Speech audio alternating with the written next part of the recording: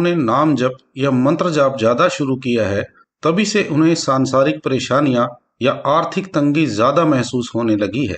तो मन में सवाल उठता है कि जब कोई भक्त परमात्मा का नाम जप रहा है तो उसके जीवन से तो दुख कम होने चाहिए थे, लेकिन उनके साथ तो उल्टा हो रहा है। तो कहीं हमारी भक्ति का तरीका गलत तो नहीं है, या फिर क्या सच में परमात्मा हमारी सुन भी रहे हैं या नहीं। कुछ भाई ऐसे भी हैं जो किसी बड़े धार्मिक प्रचारक के ग्रुप में सेवा करते हैं। जैसे कोई प्रसिद्ध प्रचारक कथा या पाठ करने जाता है जो संतों महात्माओं की वाणियों के साथ धार्मिक प्रचार करते हैं, तो उनके साथ ढोलक, तबला, हारमोनियम बजाने वाले सेवक भी जाते हैं। कुछ भाई लंगर की सेवा आदि करते हैं। ऐसे भाई भी सोचते हैं कि वो भी तो संतों महात्माओं की वाणियों के प्रचार में हाथ बटा रहे हैं, सेवा कर रहे हैं। फिर भी मुख्य प्रचारक का जीवन तो ऐशो आराम से भरा पड़ा है, और उनकी सांसारिक संपत्ति का अंदाजा आप इसी बात से लगा सकते हैं कि आज वो कथा या पाठ करने भी बड़ी महंगी गाड़ियों से आते जाते हैं, और वहीं स्टेज से चीख चीख कर कहते हैं कि परमेश्वर का नाम जपोगे तो तुम्हारे सारे दुख दूर हो जाएंगे। लेकिन जो उनके साथ वाले हैं, जो रोज सेवा में लगे हैं, उनके ही सांसारिक जीवन की परेशानियां खत्म होने का नाम नहीं लेती। ऐसे में मन में शंका उठना स्वाभाविक है। और कुछ साधक ऐसे भी हैं जिन्हें सौभाग्य से कोई ऐसा नाम अभ्यासी मिला था जिनकी वाणी सुनकर लगता था कि ये बहुत ऊंची आध्यात्मिक अवस्था के धनी हैं, लेकिन जब उनकी सांसारिक हालत देखी तो वो बिल्कुल भी अच्छी नहीं थी, बल्कि बाहरी तौर पर तो बिल्कुल कंगालों जैसा जीवन था। तो मन में सवाल और गहरा हो जाता है कि नाम जपने के बावजूद भी इतने सांसारिक दुख क्यों झेलने पड़ते हैं। ऐसी अवस्था लगभग हर साधक के जीवन में कभी न कभी आती ही है। जब कोई बड़ा सांसारिक दुख सामने आता है तो जुबान से तो हम कह देते हैं कि जो कुल मालिक की रजा है वो हमें मंजूर है, लेकिन जब तक साधक की अंतः दृष्टि नहीं खुलती तब तक मन के किसी कोने में शंका जरूर बनी रहती है।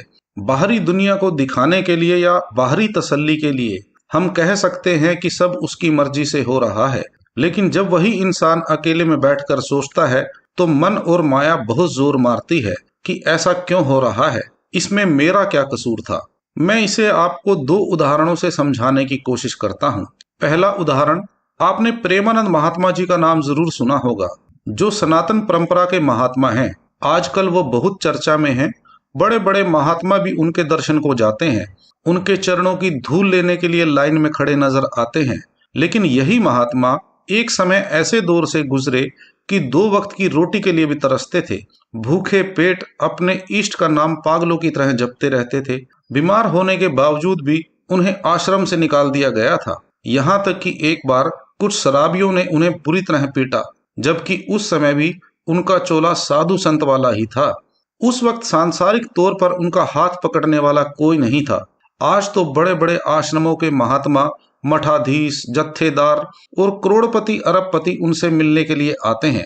उस समय ये सारी चकाचौंध और ये मिलने वाले कहीं नहीं थे जब वे अपने नाम जप वाले दौर से गुजर रहे थे, जब वे अकेले ही अपने मन से, अपने शरीर से एक आंतरिक लड़ाई लड़ रहे थे, अपमान, तिरस्कार और विपरीत परिस्थितियों से जूझ रहे थे।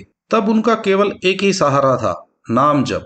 अगर वे उस समय शंका से भर जाते तो आज जो उनकी अवस्था है शायद उस तक कभी नहीं पहुंच पाते। हाँ, उनकी कुछ बातें संत मत की विचारधारा से पूरी तरह मेल नहीं खाती होंगी, लेकिन उनकी इस अवस्था तक पहुंचना भी कोई आसान काम नहीं था। तो हम जैसे साधकों को उनके संघर्ष को प्रणाम करना चाहिए, क्योंकि उनके सांसारिक और आंतरिक संघर्ष से हमें बहुत कुछ सीखने को मिलता है। लेकिन जरूरी नहीं है कि हर आध्यात्मिक रूप से जागा हुआ इंसान अपने अंतिम दौर में आकर खुद को सबके सामने प्रकट भी करे, या फिर आपको कभी पता भी चले कि वो आध्यात्मिक ज्ञान के महासागर से भरा हुआ था।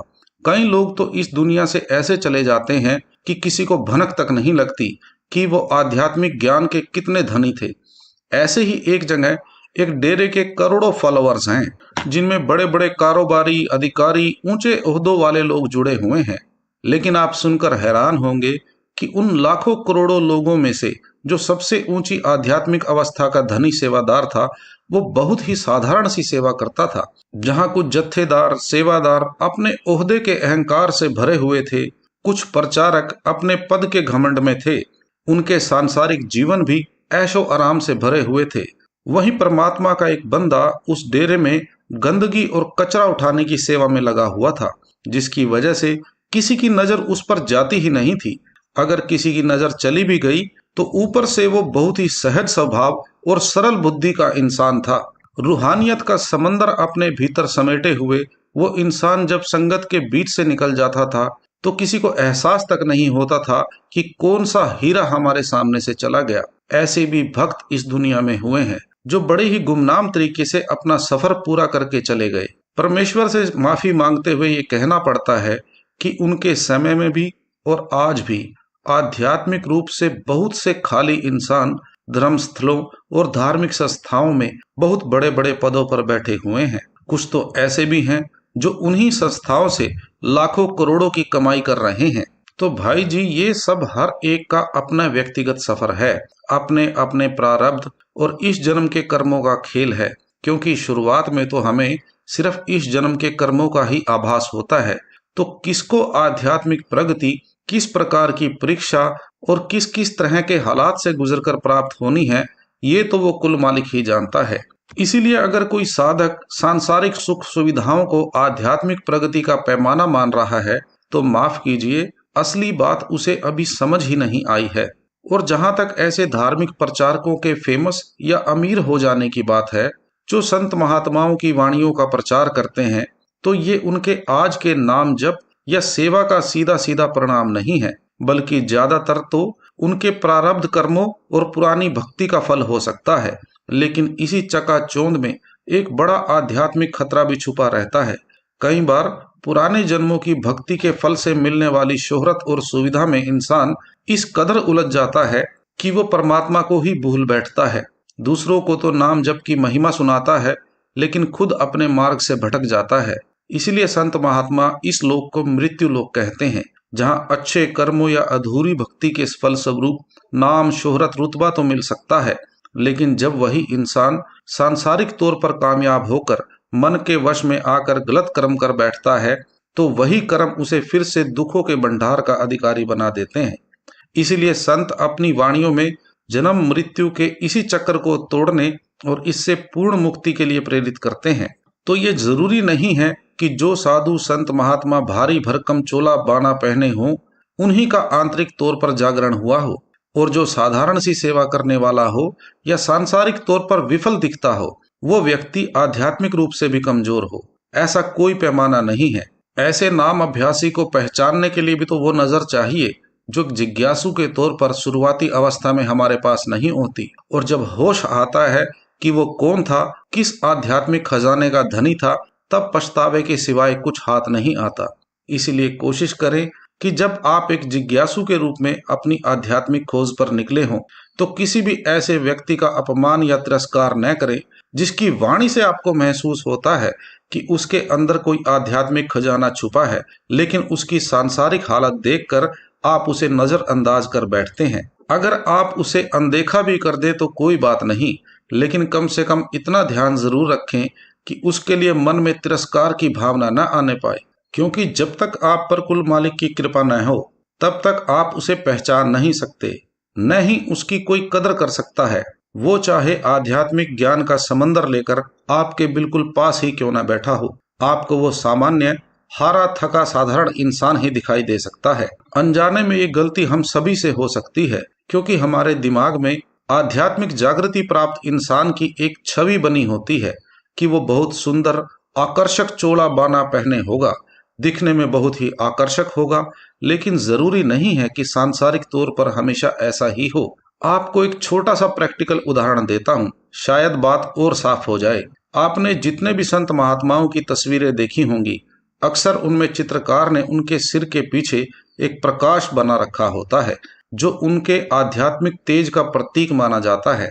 ऐसा अनुभव आप खुद भी कर सकते हैं। अगर आपका मन थोड़ा बहुत भी ध्यान में टिकने लगा है तो किसी सत्संग में, कथा में या घर पर लगी किसी भी संत महात्मा की तस्वीर पर कुछ मिनट के लिए अपना ध्यान पूरी तरह केंद्रित करके देखिए। जब खुली आंखों से भी आप लगातार उसी पर ध्यान टिकाए रखते हैं तो एक समय के बाद आपको उस तस्वीर के सर के चारों ओर दिव्य प्रकाश सा फैला हुआ दिखाई देना शुरू हो जाता है और आसपास की बाकी सभी चीजें धुंधली पड़ने लगती हैं। तो यहाँ भी बात देखने वाले की नज़र की है। क्या हमारे पास किसी महात्मा को पहचानने की नज़र है या नहीं? इसीलिए यदि सौभाग्य से या उस कुल मालिक की कृपा से ऐसा कोई नाम अभ्यासी आपको मिल जाए, तो उसकी सांसारिक हालत देखकर उसके प्रति अपमान या तिरस्कार का भाव मन में न लाएं।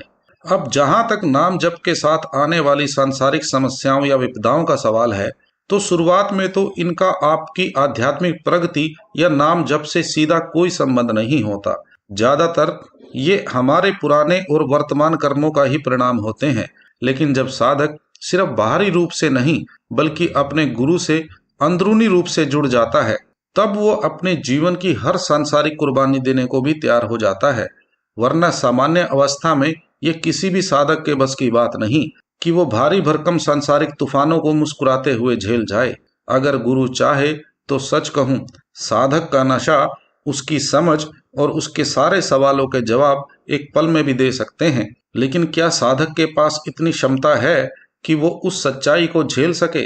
इसलिए जरूरी है कि कुल मालिक सतगुरु पर पूरा भरोसा रखकर नाम जप का नियम रोज निभाया जाए, चाहे बाहरी जीवन में समस्याओं का तूफान क्यों न चल रहा हो। ये तूफान हमेशा दुख के रूप में भी नहीं आते।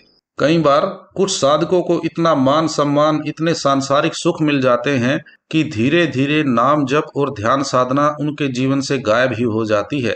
इसलिए बेहतर यही है कि अपने समय का 10वां हिस्सा 24 घंटे में से कम 2.5 घंटे हर हाल में कुल मालिक के चरणों में समर्पित किया जाए, फिर चाहे बाहरी हालात कैसे भी हों। मैं ये सब किसी किताब से पढ़कर आपको नहीं बता रहा हूँ, बल्कि अपने अनुभव से कह रहा हूँ।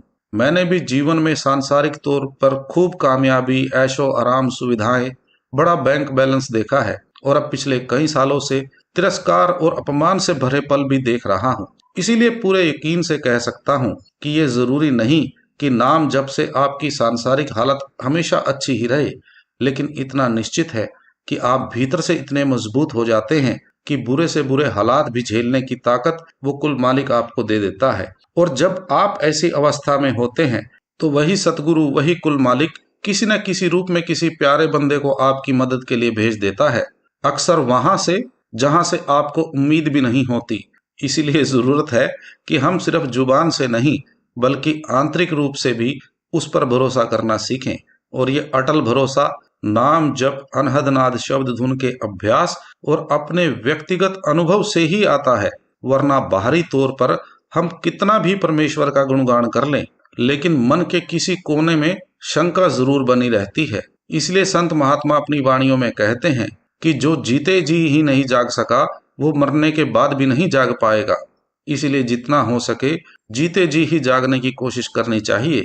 अगर अभी तक कोई आंतरिक अनुभव नहीं हुआ है, तो भी उसकी रजा को स्वीकार करके नाम